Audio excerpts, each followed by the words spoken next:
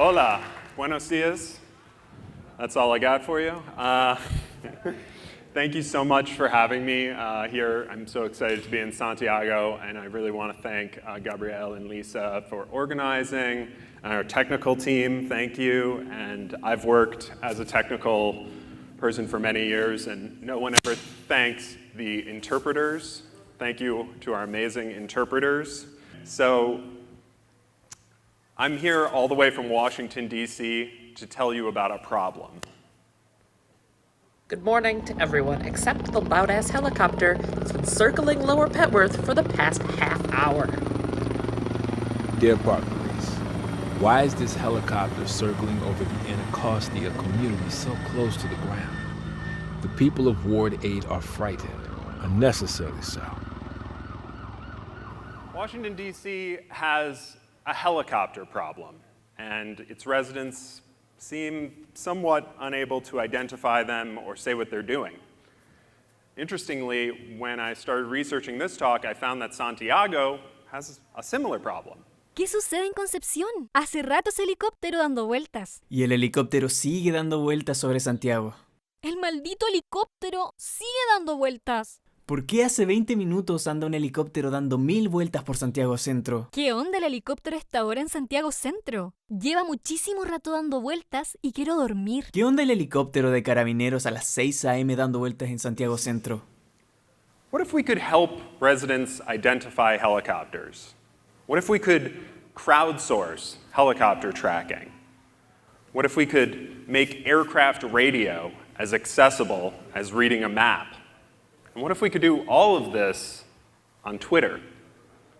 Today, I want to tell you a brief history of helicopters of the DC area, some unique features of DC's airspace, and how that changed after September 11th. We'll talk about aircraft transponders, a powerful open data set that's in need of community contributors. And we'll talk about how transponders can be used in open source intelligence investigations. Then I'll tell you about our project and how we empower DC residents to submit photo reports of passing helicopters.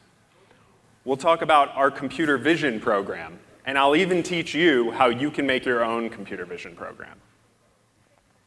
Last, we'll give you some tips for building a sustainable data gathering community. And then we'll talk about aircraft radio, another powerful but underutilized open data set, and other ways that radio can be used in open source intelligence investigations. So to start, a US president would first board a helicopter in 1959, but DC's tumultuous helicopter history started in 1974, when a disgruntled military mechanic stole a helicopter and landed it on the White House lawn. In 1982, a Park Police helicopter would play an integral role in rescuing survivors from the freezing Potomac River after a plane crash. And then things were pretty quiet for about 19 years, until September 11th, 2001, when a plane crashed into the Pentagon, the headquarters of the US military, just across the river from Washington, and smoke evacuated the nearby aircraft control tower, and in an unprecedented move, all air traffic control for the DC region was handed to the circling Park Police helicopter. So September 11th would also lead to changes that would make Washington, D.C. the most secure airspace in the United States. Like many cities internationally, Washington is Class B airspace. This is called the upside-down wedding cake by aviators. And this requires communication with an air traffic control tower further away the higher you are. So in practice, this means a jetliner at 30,000 feet is talking to a tower much further away than a helicopter circling at 500 feet.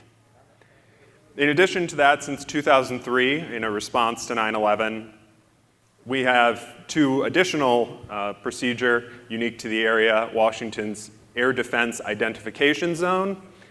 But the most interesting part about this for non-aviators is that this is the only place in the world where authorities will point a low-level laser at your aircraft if you're violating this secure area. So, as a result of these changes, much of DC's helicopter activity is reserved for the government and military. Like the DC National Guard, seen here performing a technique known as rotor wash. This is commonly used in war zones, but here it is being applied over peaceful protesters at the Black Lives Matter protests against police brutality in June 2020. Because of these constant military overflights, life in Washington, D.C. is frequently interrupted by the sound of low-level helicopters, either transporting officials from one military base to another or simply training. I was frequently awakened by this sound and initially looked to aircraft tracking apps for answers. These aircraft tracking apps use transponders that are on the aircrafts. There have been many transponder protocols in the past, but the most prevalent now is ADS-B. This stands for Automatic Dependent Surveillance Broadcast. Automatic, because it does not require the pilot's intervention. Dependent on a number of other sensors, like GPS and an altimeter. Surveillance in that it reports those sensors over broadcast on 978 or 1090 megahertz unencrypted. Now, these ADS-B transponders are not universally required.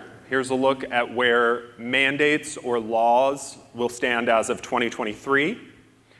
The countries in blue, like the United States, require ADS-B in certain airspaces. So you may have very good information about what's around you in a city, but in a rural area, you may have nothing. Countries in orange, like Canada, require it at a higher flight level. So you might have information about the jetliner overhead, but the helicopter at a low level may be absent. And Colombia is the sole country here in green that will require ADS-B at all flight levels and altitudes in 2023, or airspaces and altitudes. And we could have some ideas as to why this might be. My colleague told me that it may be weather-related, and narco traffic too. But we don't know that for sure. Anyway, but I'll cheer Colombia for their transparency. A key part of getting this data to people is the feeders, people like you and me who collect aircraft information via an antenna at their home and then upload it via the internet to a feeder, an aggregator like ADS-B Exchange. Now, I highly recommend ADS-B Exchange over any other flight tracker. The two reasons are they do not filter out the military and they do not filter out private operators. This is a big part of the business plan for the big flight trackers, is letting rich people pay to remove their flights.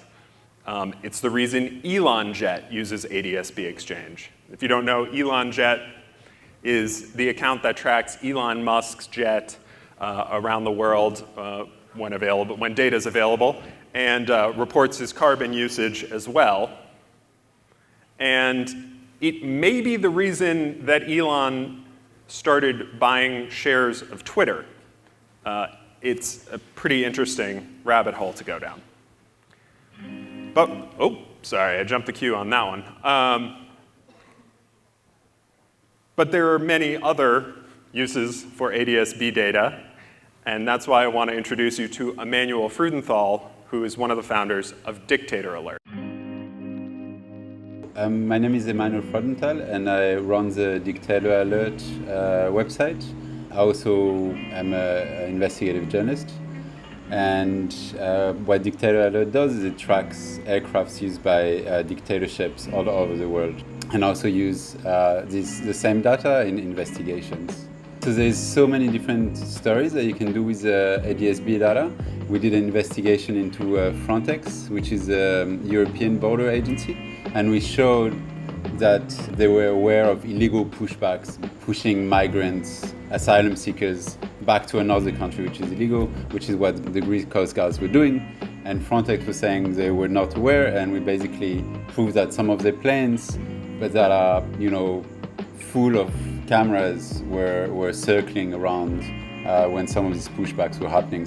The main downside of ADSB exchange is in Africa, for example, there's very little coverage.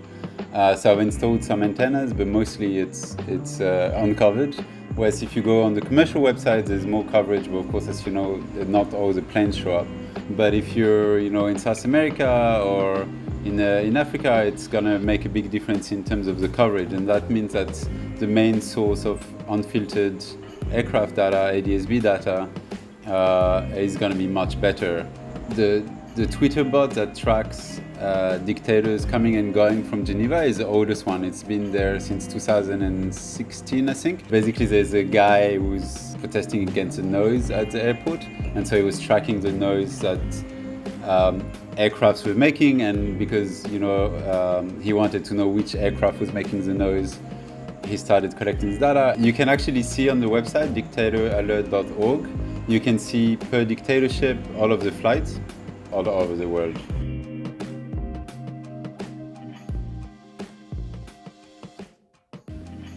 So ADSB exchange desperately needs more feeders in South America. Tech-savvy people like you who can set up an antenna at your home and feed data to the international community. If you live in a place without a circle on this map, seems pretty likely, and you are interested in doing this, come talk to me after. I have some tools I want to give you. Please, I want to get you started. I want to change this map by the next time I come to Santiago. But with that, I want to tell you about Helicopters DC, the Twitter account I started in 2020 to attempt to answer some of these questions, initially using ADSB data. However, we found, while we had some flights, the data was woefully incomplete, despite there being plenty of feeders in the DC area. This is because government flights in the US are exempt from our ADSB mandate. And while they're supposed to only exercise that exemption in certain times, they frequently use it for things like flyovers at Arlington Cemetery or recruiting events, so we don't have that data.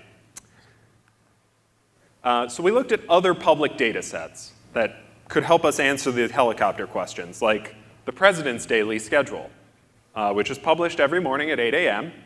And FactBase here lets us download a CSV, which we parse for relevant terms, convert those into cron jobs, and send tweets later in the day. So that's how we get automatic presidential departures and arrivals. This technique is also useful for military flyovers at the local stadiums. And this is a pretty big deal in the US and Washington, D.C. in particular. In 2015, the US military paid $6 million to the National Football League, American football, for the right to do these types of flyovers and other promotional events. So even looking at those two public data sets, we weren't getting most of the helicopters. We did, however, have a couple thousand Twitter followers.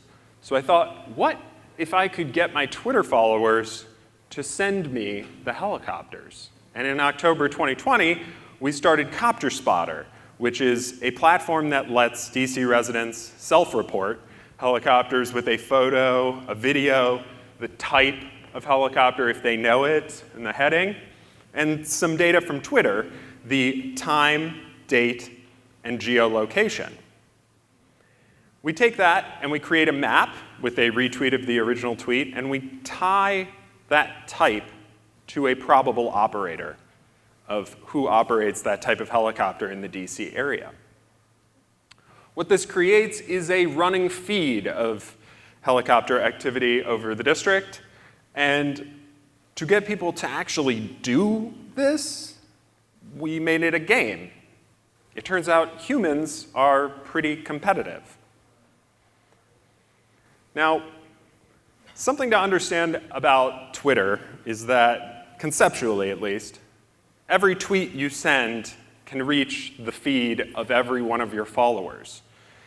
So this type of automatic data, when using like ADSB, can quickly overflow and create too much action on followers' feeds, and we lost a lot of followers that way. But since we've moved to the self-reporting model, we've gotten not only better data in that we have the government helicopters, but it tends to highlight helicopters that are problematic, like flying low, back and forth, or circling. Another reason Twitter is the perfect platform for us is it's where news breaks.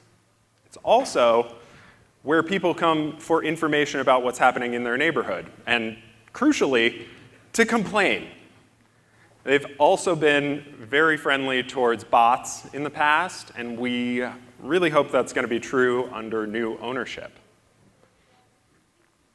Here's a look at how Twitter data works if you want to make your own bot. Every tweet has a 19-digit tweet ID. That will end when we get to 10 quintillion tweets. And most of my bots look at my mentions feeds and wait for this number to increment, the latest tweet ID, and then they run scripts based on what happened.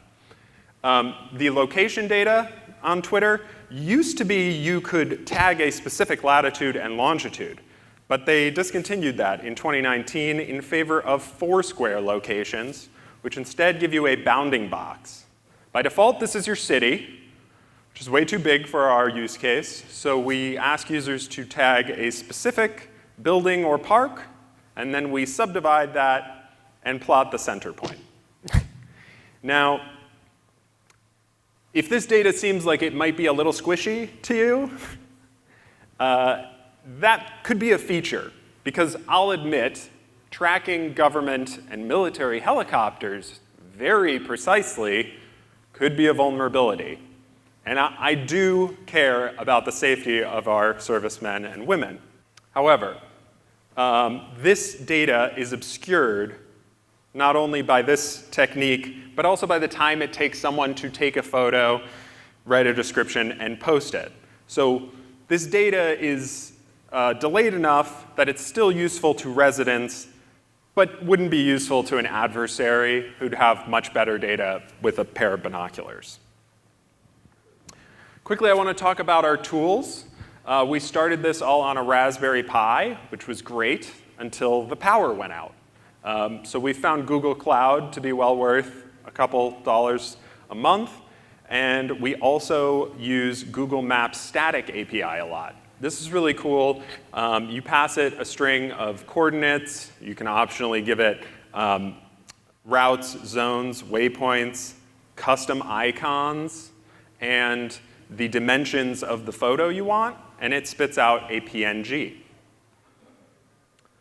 Couple Python libraries, Tweepy for Twitter, and GSpread for interfacing with Google Sheets. Now, I know I should be using a database solution for this, but when you're relying on volunteers to review data, the versatility of Google Sheets is pretty powerful.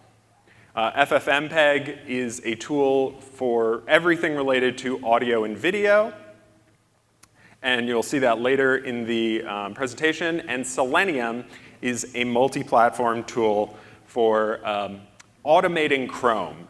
So I think it's designed to prototype and debug websites, but we use it for screenshots, and I don't want to say scraping because we don't use it that heavily, but yes, extracting information from websites.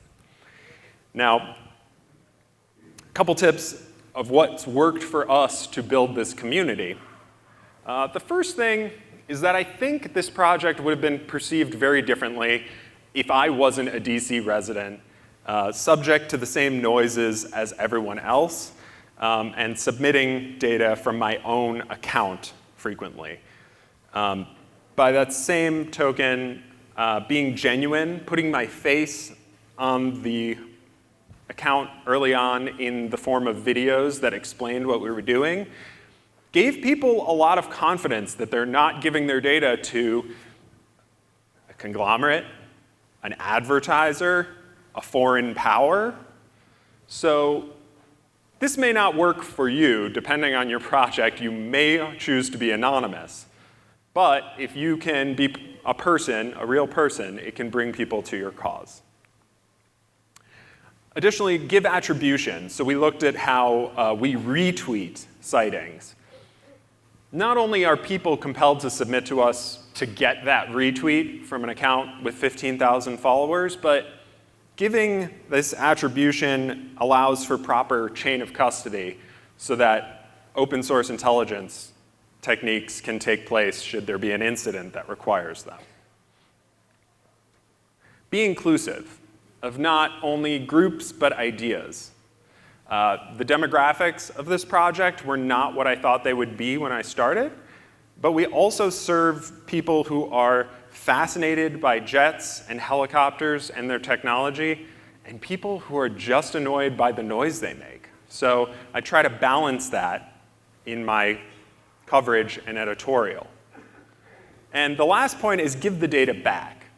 So whether this is making your data set open or making your Google Sheet a web accessible, which is very easy, or making a full-fledged data browser, like the Copter Spotter map by my colleague Sam Reese. This lets anyone filter our data set by time, date, geolocation, and operator, so you can find out what was flying over you. And this is powered by Mapbox. We also have a form, so users can submit independent of Twitter, which may become very important soon. One of our users does tell us this makes it easier for her to submit helicopters from her work computer so she's not on Twitter. Unintended but welcome use case. So we collected over 10,000 of these copter spots. Users submitted reports in 2021. And this is the data we collected broken down by operator. You can see in the bracket the small amount that would normally be available on ADS-B data. Everything else is novel data, and the FAA, the Federal Aviation Administration, our regulatory agency for aircraft, says they don't track military aircraft.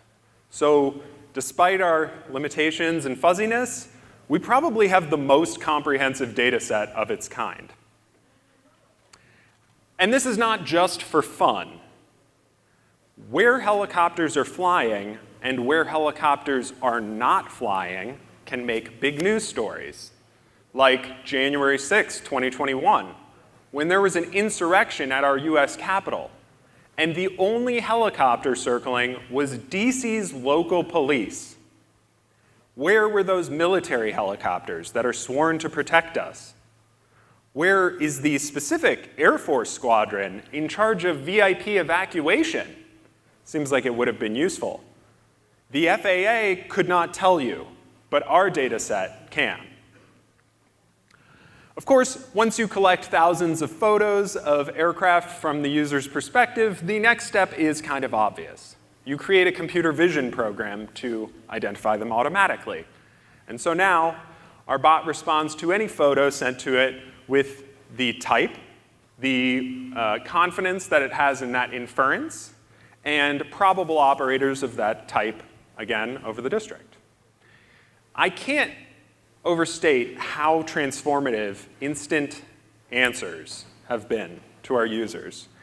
And even critiquing when the bot gets it wrong or cheering it on when it gets a difficult spot right has driven a new level of engagement to the project. It's been really great. This is made possible with RoboFlow, because I really didn't want to have to roll out my own computer vision infrastructure. RoboFlow is a startup that helps small and medium teams manage their computer vision data and collaborate. And I'll show you how important this is, because we're going to make a new data set right here from scratch. I created a new RoboFlow account for free, and our data set is going to be called Things That Fly. We're going to do bounding box, so it's not detecting the whole image in its entirety, but objects within the photos.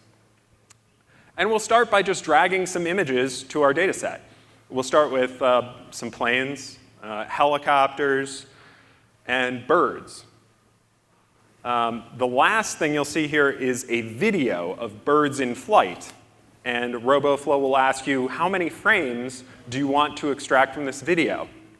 This is a very tedious process without RoboFlow. Very, very useful. So once we have a few images here, it doesn't require a ton, we'll start our annotations. This is where you want to bring a friend, because you are drawing boxes around each of these objects and classifying them. It's so fun, right? So it is possible to do polygons, and one of the reasons you might want to do that is because the extra space around the object can actually be teaching the computer vision program to detect the sky and the clouds that are behind the object. So it'll work for this model. And the last thing you'll see when we're done here with our annotations is RoboFlow asks us how we want to divide into train, valid, and test buckets. This has to do with how computer vision models are trained. And we'll go to the Generate tab. This allows us to multiply the number of photos in our data set by adding augmentations. So a couple logical ones will be exposure. This will compensate for lighting and differences in camera, and rotation, because objects in flight are not always perfectly horizontal. We would also flip them across the horizontal axis for symmetry. We'll multiply our objects here by 3, so we just took, I think, 20 images and made a data set of 60. Quickly, so this is where you could take it to a different platform if you wanted to, but we are going to train our data set on RoboFlow's infrastructure, which saves you money, and we will start with their public models as a starting point, which just helps us with object detection. Now, this training can take up to 24 hours, but in our case, it took 10 minutes. So we can start our inferences by just dragging images into the browser window. And we'll see this performs pretty well for 20 images and 10 minutes of work. If you have thousands of images, you'll do even better. And you can roll this out from RoboFlow's infrastructure via API in a variety of coding languages. You can use it on a Raspberry Pi with a camera. You can use your computer webcam, or you can build a public-facing web interface. RoboFlow also has a universe of open source models that might help you get started, or they might just already have the perfect thing for you. When you have a free account, you will be included in these public data sets. So I want to cover a couple advanced computer vision techniques. One has to do with the fact that we are currently using one model with 19 helicopter types and colors. Liveries is the technical term. And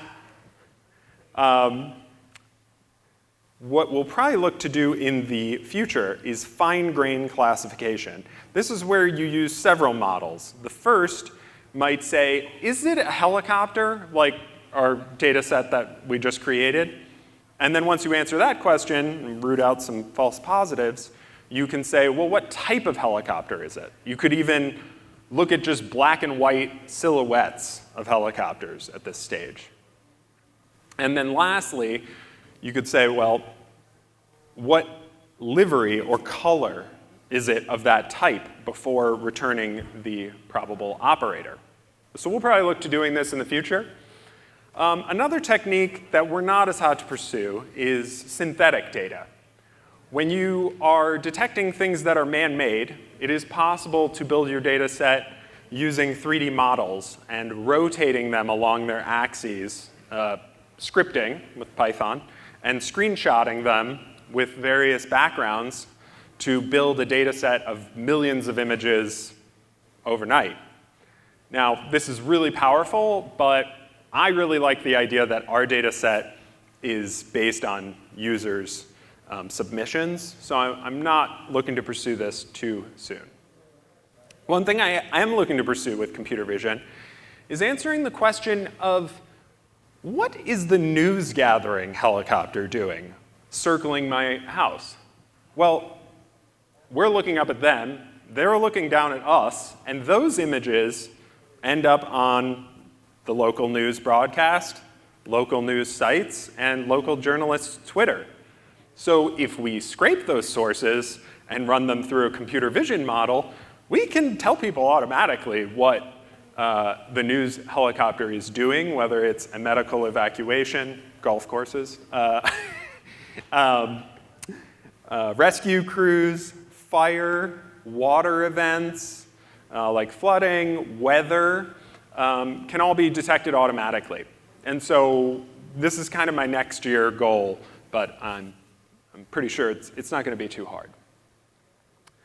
So the last part of what we call the Copter Spotter Toolkit was built out of the need to have better information once the sun goes down and visual identification is no longer useful.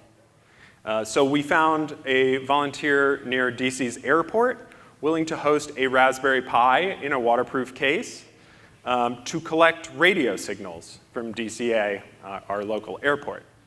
This relies on an RTL SDR for scale.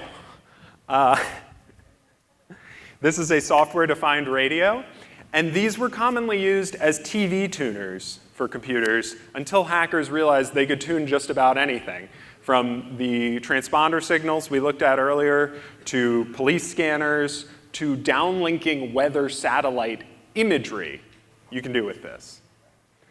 So we're looking at simple AM radio, and we're collecting it and breaking it into individual calls, which we then upload to a sub-account called UFOs of DC. From here, people can listen to the radio call, and they can transcribe it for us. 143023 requesting 2 to 1, 1 to south, route 4, back to station. 143. So from here, our main account builds a map of the described features, the routes, zones, waypoints, and much better information about the operator. A Black Hawk helicopter, for example, in the DC area could be National Guard, Army, or FBI, or Homeland Security. But when you're listening to the radio, their call sign indicates the exact operator, which makes it very powerful. Sometimes, though, certain radio calls require a different approach, like this one. And Blackjack 2, we just had a near miss. I request you mark the tapes, please. This is a Coast Guard helicopter reporting a near miss, a near collision with another helicopter.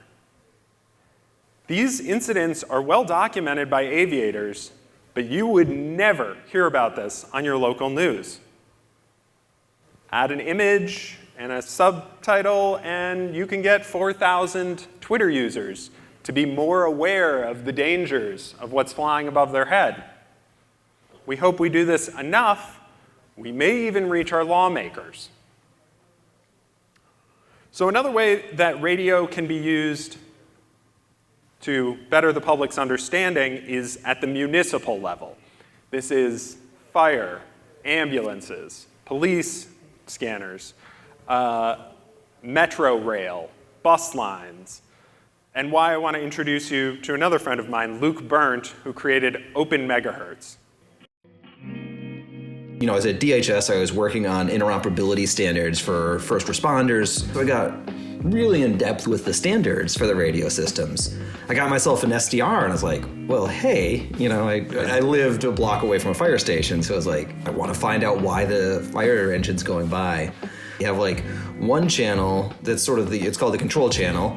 So it's sort of like a traffic operator or someone in the middle sort of coordinating all of these different frequencies. And when someone wants to talk, they get to get the next available one. In 2015, built out open megahertz to add a way so other people could start uploading their recordings. In addition to all the audio, you also just get lots of interesting information on, what talk groups are active, who's talking when. People could build and put it into databases or do whatever kind of like data management they want with it, or build different audio pipelines. So sort of opening it up a bit and making it a little more extendable, I think would sort of be the goal. So Open Megahertz relies on using two SDRs, one to listen to the control signal and one to hop to each frequency to collect the calls, and then it uploads that audio to a server so the whole world can listen to the municipal radio of your area. Obviously, this makes open source intelligence gathering much easier, and one of the journalists we work with has used this system to document police dispatches to the wrong addresses. This, unfortunately, has resulted in a loss of life, but having this kind of accountability to your local agencies can be really powerful, but they are trying to stop us. Radio encryption of police and sometimes even fire and ambulance frequencies is growing increasingly more prevalent. In the US, one of the reasons they cite for this is for the security of tactical communications, but very widespread use has drawn criticism for hindering government accountability, transparency, and making it difficult for journalists to do their jobs. One of the concerns in this encryption is, are the agencies storing their radio calls, and can they be unsealed by a judge in a court? This reinforces to me the reason that radio is transient, and once it passes by us, it may be gone. So we should capture it whenever possible, legally. Let's look at a couple other techniques. One has to do with encryption. So this is a normal AM signal, and then you would turn it into data, encrypted. And note, decrypting these radio signals in the US is very illegal.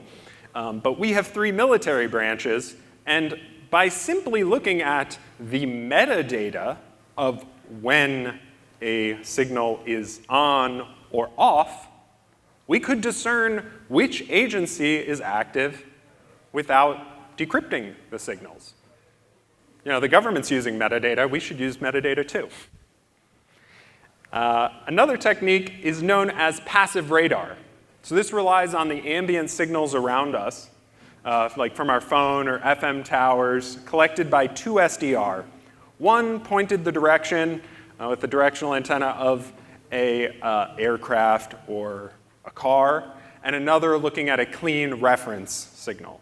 When compared, you can get a radar-like readout, here seen compared to ADS-B data, and this could be a very powerful way to monitor cars, traffic on your street, aircraft that are not using transponders, and probably other applications I'm not even thinking of. Another technique is MLAT. Now, this relies on calculating aircraft location by the time of arrival of these signals at various different receivers.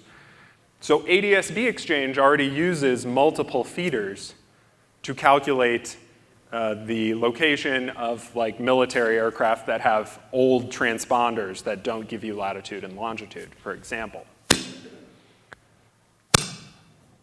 So I want to answer some of my frequently asked questions here. The first is, why don't you automate this? Whether it's cameras that automatically photograph helicopters, or automatically transcribing radio calls, or listening to the sound the helicopter makes and making a machine learning model to detect them by sound. That one's actually pretty cool. The problem I have is that it's very hard to take automated data like that and make it automatically into a news story that is useful to residents. The second problem may be legal. What we're doing currently relies on freedom of speech laws that say, there's a helicopter, I have the right to photograph it. I have the right to send it to my friend, Helicopters of DC. He has the right to map it. But if I'm automatically collecting all of this data and logging it and doing analytics, that's a little bit of a different situation. And that also leads to my next question, which is, can you do this in my city?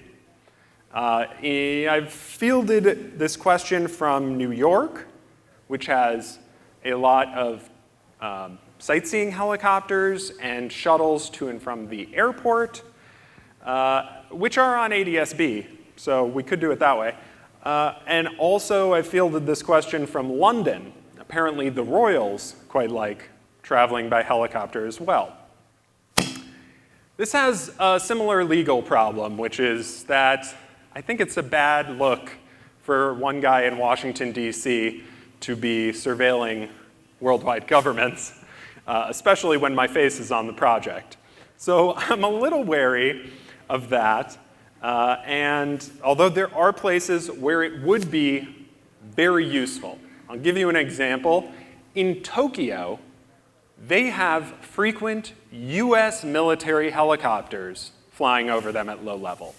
This is such a problem, they even had a US military helicopter crash into the University of Okinawa in 2014. So, I'm sorry, the US is exporting our helicopter noise.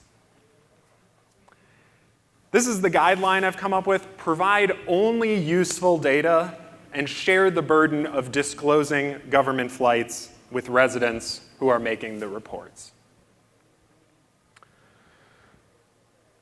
In conclusion, I want to go back to the questions I asked at the beginning of this talk.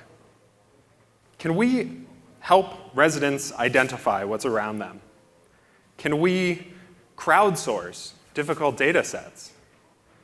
Can we use the radio to bring information to the public in an accessible manner? Can we, as hackers, use what we know about computers to better the public's understanding? This is part of an emerging field called public interest technology.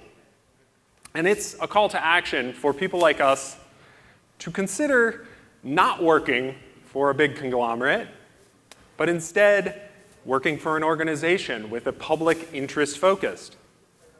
Work for the news. Create a project like this that serves the public interest. Or work for the government. I understand Chile recently redrafted its constitution and probably will again. Think of how important it will be for a person who understands technology to be in the room, a person who understands mass surveillance, internet privacy, internet access to rural areas, and e-learning. I mean, maybe one day Ignacio could do this job. But today, it's up to you. So I want to encourage all of you to consider using your hacker skills for good. Combat disinformation. Contribute to open data sets. Create those open data sets. Speak truth to power. And better the public's understanding. Gracias.